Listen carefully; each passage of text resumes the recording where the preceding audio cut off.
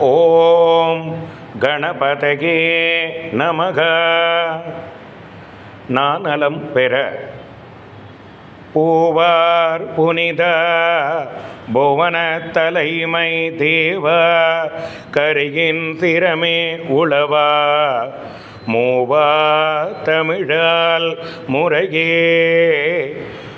உனகென் நாவால் புகழும் நலமே அருள்வாய்.